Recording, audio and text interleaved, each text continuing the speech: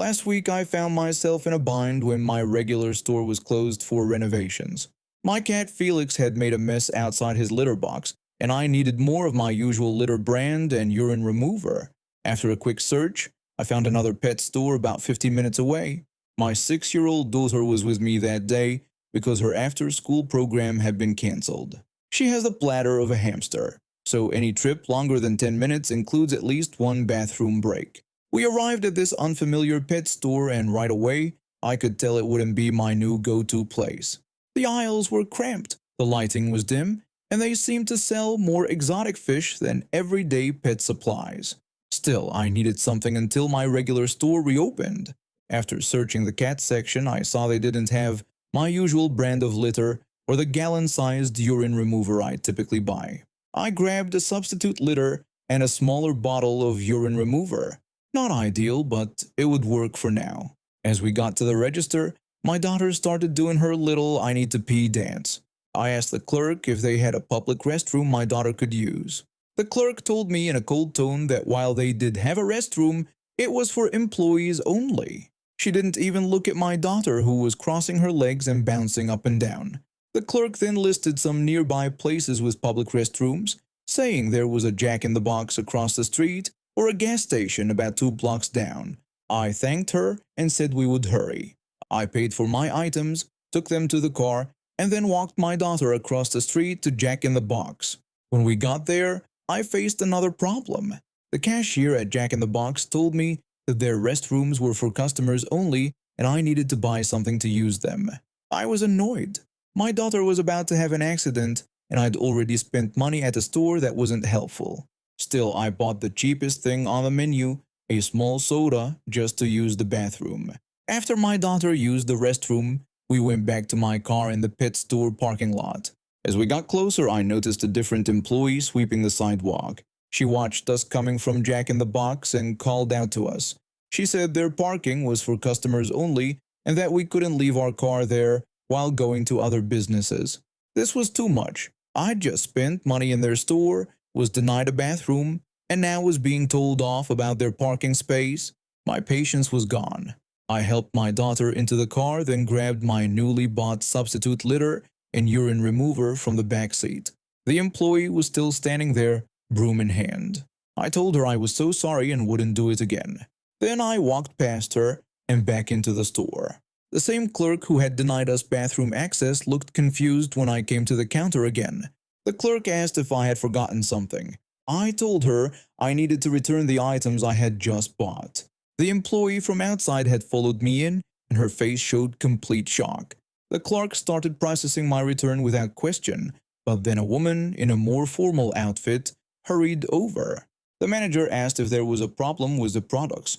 I told her the products were fine, but since her staff had said parking was for customers only and I was no longer shopping there, I shouldn't leave my car in their lot. The manager tried to fix things, saying there must be some mix-up and of course I could park there since I had just been in the store. I explained that we had to go to Jack in the Box because their restroom policy forced my young daughter to go elsewhere, and then we were told we couldn't park here while doing that.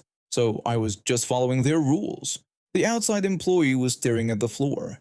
The manager looked embarrassed and said, "Sorry," explaining that they usually let children use the bathroom. I told her it was no problem, that I understood, and said sorry for bothering them with my business. I took my refund, walked out, and drove to the Petco about 10 minutes further away.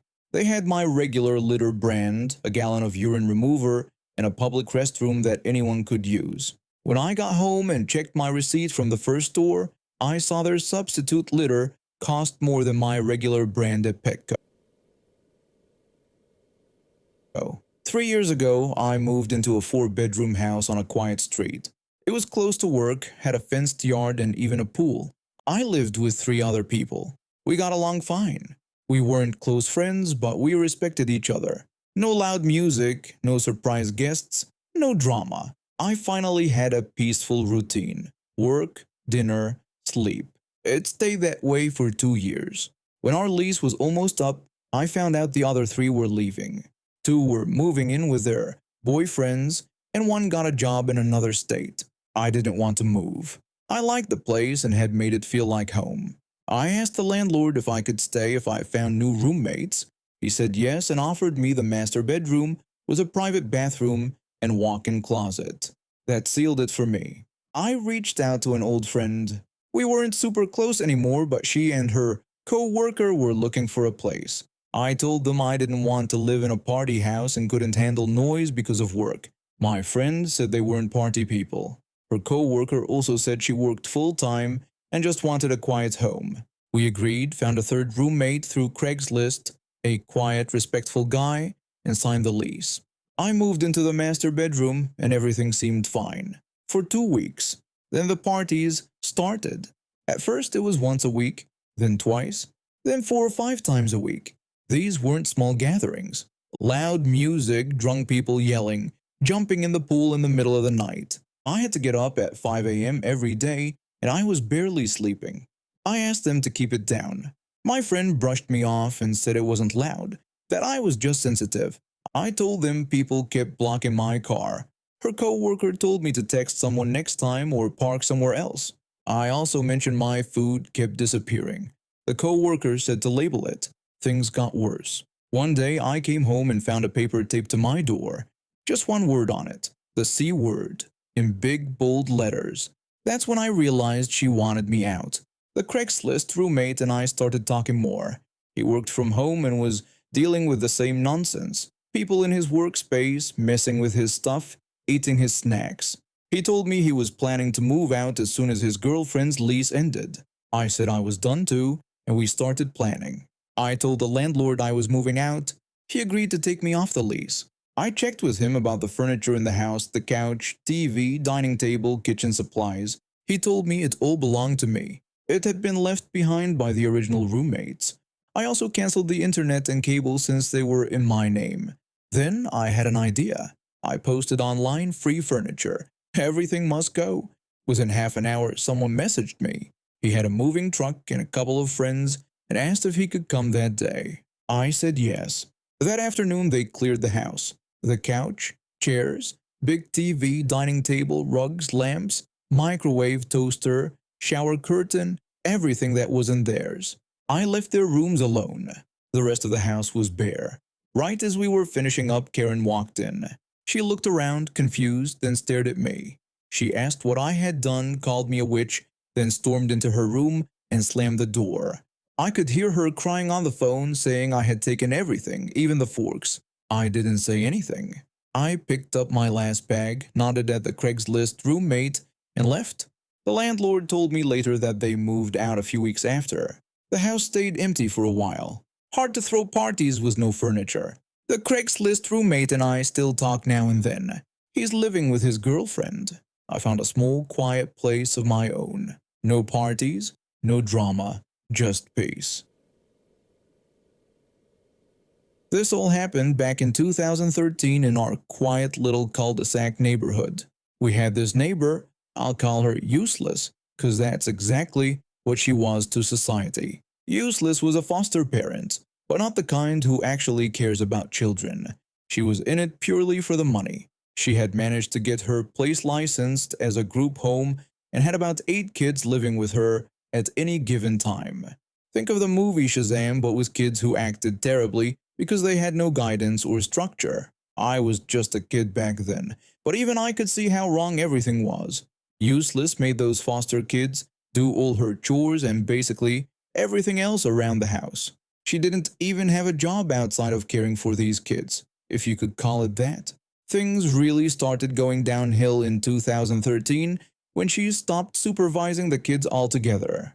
They were allowed to do whatever they wanted, whenever they wanted. One day, all of us neighborhood kids were out playing in the cul-de-sac. Some were riding bikes, others were playing kickball, just normal kid stuff. That's when it happened. One of Useless's foster kids, I'll call her Reckless, was driving Useless's car down our street at about 60 miles per hour in a residential cul-de-sac where children were playing. Everyone scattered, trying to get out of the way. My best friend's little sister was on her bike, still learning how to ride, and couldn't move quickly enough. Thankfully, her dad, I'll call him George, saw what was happening and rushed over, scooping up both his daughter and her bike just in time.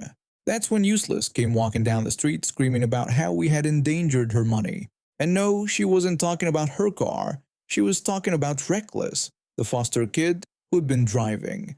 Not concerned about the kids who almost got hit, not worried about Reckless driving illegally, just worried about her paycheck. George yelled at Useless, asking what was wrong with her. He was furious that one of her foster kids was driving her car at such a dangerous speed where children were playing. Useless just complained about how we almost made Reckless crash and mentioned all the paperwork she'd have to fill out. George couldn't believe she was more worried about paperwork than children's lives. He shouted that these were children, not cash cows, and said she was running some kind of pyramid scheme instead of properly caring for the kids. George went ballistic on her, cursing her out about how she was treating those kids. I didn't understand all the adult stuff at the time, but I knew George was furious. Useless eventually went back up the street, probably realizing that George was close to losing it on her.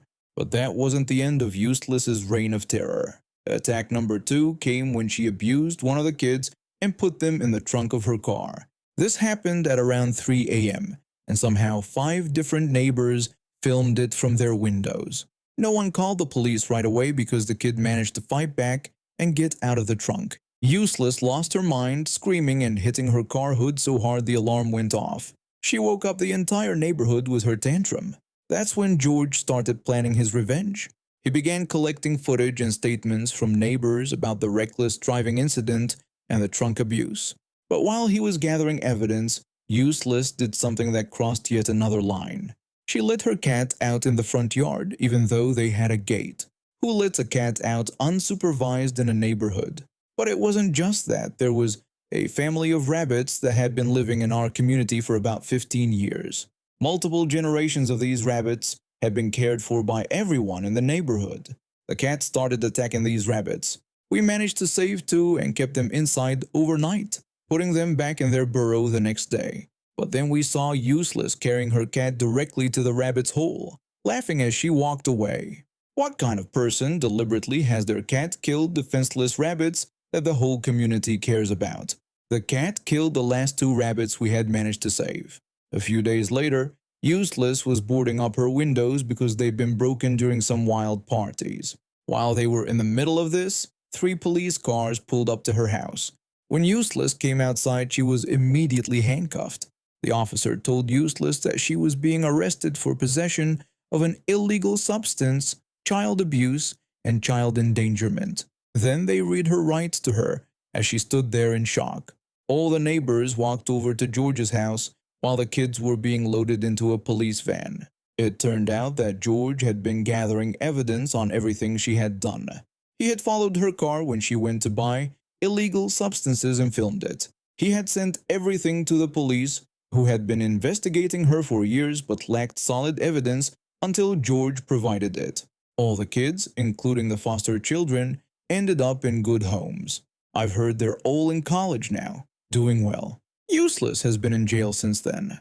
I don't know how long her sentence is, but honestly, I hope she stays there for a long time. The house they lived in was eventually sold to a nice couple, but everyone felt bad for them because what was once a beautiful home had become a complete fixer-upper thanks to Useless and her lack of care. Don't mess with George. That's all I can say. This happened over 5 years ago, and even now I still feel proud of how everything turned out to be. At the time I was working at a small local bar.